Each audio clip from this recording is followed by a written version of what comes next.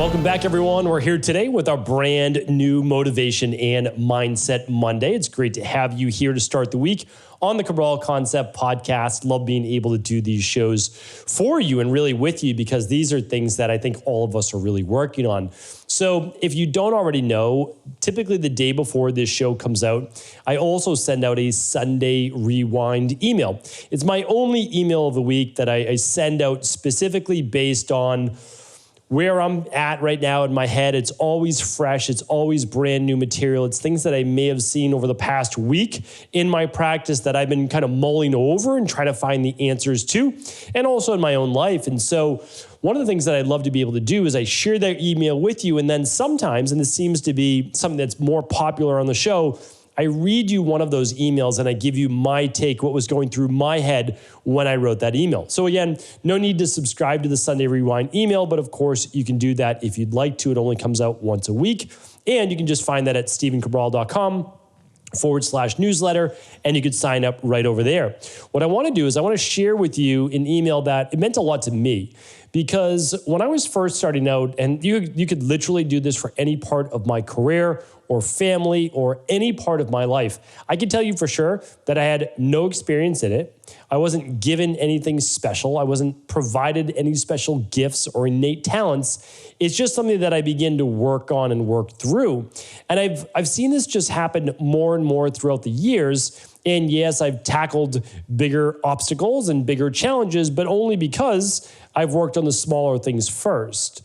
But again, I want you to know that I consider myself, for all intents and purposes, fairly average in what I started from, what I was able to do, and really how I look at life in general. I want to share that through an email that I wrote called "Are You Average?" And that was the start to it.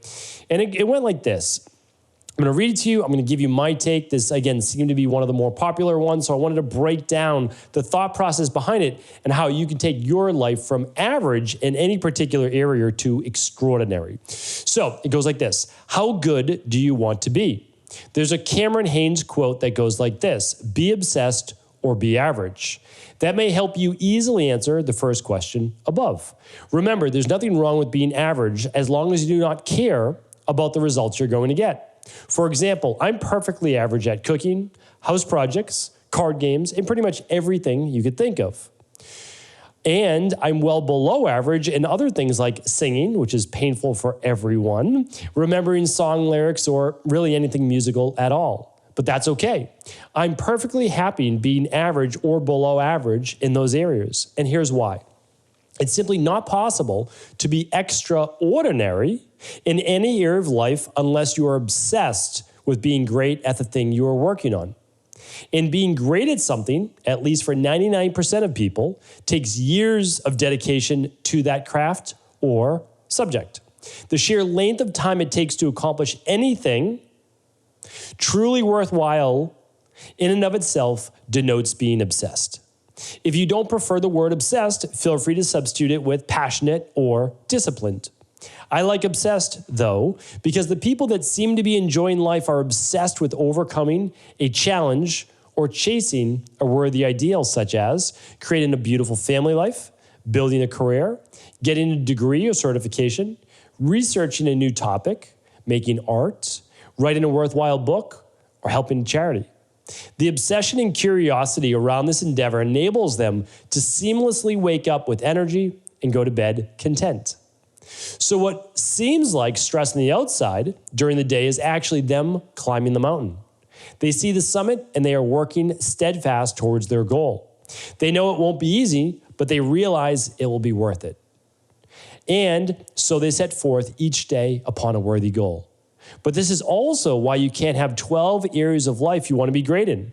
Too many areas distract your focus from keeping the main thing the main thing. This is why I ask you, what is your main thing? What do you wake up every day looking to make progress on? If something does not immediately pop into your mind when asked that, I simply suggest thinking about it more, and then choose. It's been my experience that taking up a worthwhile goal, a struggle, can lead to unintended happiness.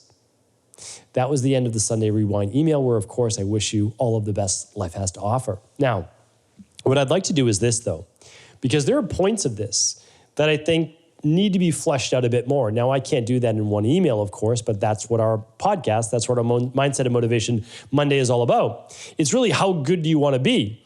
And you might say, well, when it comes to, like, for me, singing, I don't really care if I'm good or not. Like, that doesn't matter whatsoever. Perfectly happy being below average.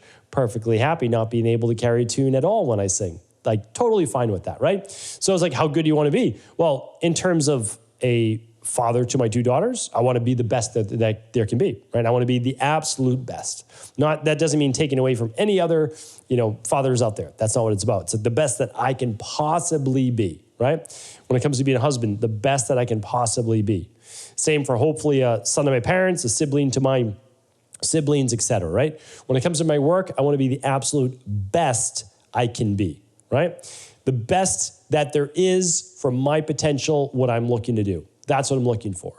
Again, other areas like cooking, like, okay, I'm totally fine with being average or being able to come up with a few good recipes, or that's it. Like, that's, again, so when I ask you, it's like, well, have you taken up anything that you feel is worthwhile of your time? And if you have, how good do you want to be at that? And if you want to be extraordinary, not extraordinary, right? Extraordinary people think that there's a level of ego or being conceited to it. And it's not the case at all. I have a whole podcast on extraordinary, becoming extraordinary, right? What we would call extraordinary. Well, all we need to do is not be ordinary in that particular thing, right? Most people are ordinary, right? We go about our days in a very ordinary manner. When it comes to, like I said, cooking or card games or household projects, hanging a ceiling fan. Yeah, I'm perfectly average and ordinary in those particular things. Not something I choose to be great at, right? But what I have done is I've then come up with a few things in my life, not 12, as I said, but a few things in my life that I want to be great at, right? That I want to be the best I can possibly be. Now, once I've chosen those, what does it take? Well, it takes everything you have. Literally, it takes everything you have to be great at those things. And you might say, well, that sounds like a lot. And it is. It is a lot. That's where the obsession comes from. But when you look back on your life, what gives your life meaning? Just living an ordinary life? I don't know, maybe. Maybe if that is what you're looking for, then that's perfectly acceptable. It's just not what I'm looking for. So when I look back 30, 40, 50, 60 years from now, hopefully 60 plus years from now, what do I see? Well, I think about all the things that I was obsessed about. Family, relationships, my work, my research, my practice, friendships. Like, that is what I'm obsessed over. Because to me, those are the things that I believe will matter the most. It's like the career that I'm going to be able to pass on. Like, not the career for the sake of having a career. For me, it's deeper. It's a mission. It's a teaching. It's open sourcing protocols. It's building the iBone app so that future generations of practitioners will have this. And millions, tens of millions of people all over the world will hopefully have benefited in a wellness-based manner from the protocols and the research that we've done already and that we will continue to work on. That's an obsession, right? And you might say, well, obsessions are unhealthy. Maybe, but so much healthier than being obsessed then about going out, consuming alcohol, all of those things, right? Like, that's my obsession lies with what I feel is going to bring great benefit to myself, my family, and the world around me. And again, like I'll be a father for the rest of my life. But I have to obsess, in my opinion, right now, when my daughters are 8 and 10 years old, into making sure that they know that I'm there for them, that they know that I love them, that they know that I care for them. And so they always have that thought as a child with them through the rest of their life. I'm not sure that I can make up for that 20, 30 years from now. Maybe you can. Right? Maybe you can. I think it's more difficult. So I also am acutely aware of the different seasons of life that I'm in. I think in 10 years from now, my youngest daughter will be in college. If I wanted to go all in on, creating some other type of, research or project or whatever, I could do that. But if that's going to consume even more of my day than it already does now, it's not a possibility. So what I'm also thinking about, what's the hierarchy of my wants and not my needs and my priorities? So it has to be there, right? You have to have that. And so it's not difficult for me to balance my family life, my relationships there, friends, all of that, and my work. That's not difficult for me to balance. But now if you want me to add in, right, even when I start training for like a sprint triathlon or I do other things, it takes away an hour of my day. Like an extra hour that I wouldn't have. Like I can get in my workout, I do that 4 or 5 times a week. I love it. Like that's my HPH protocol is what I do, right? But okay, so let's think about it in a little bit different of a manner though. Now I add in an hour more, 4 days a week of biking, swimming, etc. Well, that takes away for sure, definitely takes away from either work or family. I'm not going to let it take away from family, so now it's taken away from work. So you can see like, okay, that's one more. I could make it happen because I could start to prioritize in certain areas. I could push things around a little bit. Okay, so I do that. But now I add on writing a book. Okay, well, there wasn't space for that before, so now I add that on.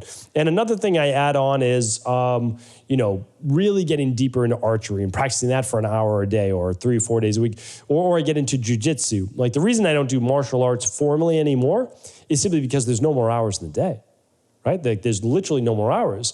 So, and I have a tendency to be obsessed about the things that I really love. And so what I ask you is just to simply say, and where I ended that email is this, is that what wakes you up every day with unlimited energy? Because you have to understand is when you're obsessed with working on something and you think about it and you want to be extraordinary at that thing, your mind's going, your mind, not racing, your mind's thinking about, oh, okay, yeah, I've got to do this, I've got to do this. Oh, that would be an amazing idea. The excitement about the possibilities becomes endless because you're always looking to say, how can I grow? How can I become better? So for me, it's like, okay, well, let's say in terms of like relationships with my wife, okay, where's a trip that I could take my wife on that I think that she would really enjoy? What has she been talking about lately? So I become a little bit more acutely aware of her needs, of what she's thinking about. Same with my kids, like, oh, what would be a great family trip? What would be a great family experience? I talk about these different, games we play at night, like Totem I've talked about before, or Better You, or, all these different, I'm teaching them how to play blitz chess right now. These are experiences. And so the way, though, that we have to keep things interesting in our own life as well is we're always looking at growth. We're looking at not necessarily new opportunity for the sake of new opportunity. It's actually bettering our current self. And that is a form of obsession. It's getting better at being a better you. And the nice thing is I feel no need to compare myself to anyone else. I don't feel a need to live up to anyone else's potential but my own. And I don't truly know my own potential. What I try to do is just get better at who I was yesterday.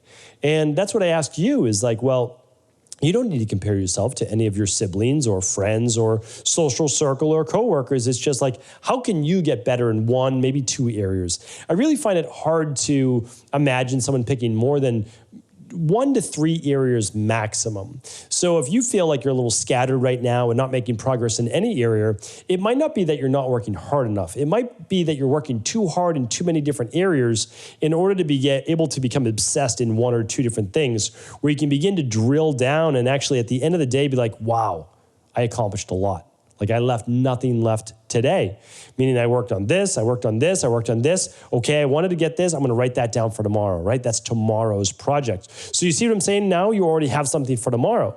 You have something to look forward to. You go to bed content. And when you wake up, you're excited. You're excited to work on whatever the new thing is. So when I narrow it down, it's always like, well, what am I looking at? I'm looking at health. I'm looking at body transformation because I need this body to be able to carry me through 100 plus years of life, right? So I'm my health. Got my body, can't wear out my joints, can't wear out my body, right? I have to keep it at a healthy weight because I won't be able to make it to 100 if I don't. Okay, then I've got my relationships and my family. I've got my career. I've got the things that I'm passionate about. And then I have the spirituality, which is just simply like, for me, again, you can believe in God, you can believe in the universe, you can believe in all of it, right? Or you can believe in like, do I feel connected right now in my life? Do I feel like I have purpose? Do I feel like I have meaning? Right? These are deeper questions we begin to ask ourselves. And for me, I use the term, as we kind of slip into happiness, right? It's like, well, I wasn't really happy before, but I started to get obsessed about something. I started working on a particular project. Next thing you know, right? 2, 3 months have gone by. You've grown so much. You're excited about waking up every day. You're feeling good at the end of the day that you've accomplished so much as you're working towards a worthy ideal. And lo and behold, you're happy for almost no reason at all. Well, not for no reason at all. You're creating a life for yourself on purpose, right? You're living on purpose. You have given yourself meaning. A lot of us wait for meaning to come to us. I can tell you for sure, I've never found it. Again, like maybe somebody else has. But the meaning has always been created through the life I've continued to live. So if I focus on growth, if I focus on expansion, if I focus on service of others, all of those things, by me simply taking action and moving through the process, gives my life meaning. When I feel like I'm passionate about something and I'm living a life of meaning, I am happy. I'm going to bed happy. I'm waking up excited for the day with energy. I'm happy. So I think a lot of times as we're chasing happiness, we might be after the wrong thing. I was there myself. I can tell you for sure I was there myself in my 20s. I realized that when I'm focused on the things that bring me happiness, not happiness itself, lo and behold, there was happiness. If I'm focused on how can I improve my relationships, how can I improve my work, my career, my friendships, my body, my health, all of these things. When I'm focused on that, depending on whatever season that I'm in, the happiness comes to me. And so as I said to you, if something doesn't pop in your mind when I ask you, what do you wake up every day looking forward to making progress on? We need to pick one of those areas. Should we make progress on your health? How about your body? How about your relationships? How about your career or what you might be passionate about? Or how about your spirituality? My goal for you is to choose one of those. And once you do, and you've made that choice, work forward on it. Read a book on it, begin a program, start with a coach. Whatever works for you, just get the ball rolling. You'd be surprised. The more you read, the more you learn, the more engaged you become. I'll tell you right now, I knew nothing about health until I got into my 20s. Nothing at all. Like I didn't know about good nutrition. I didn't know about anything. And so now, as I'm starting to work through the material, I should say then in my 20s, I'm like, I had no idea any of this existed. I didn't know that you could do this with your body.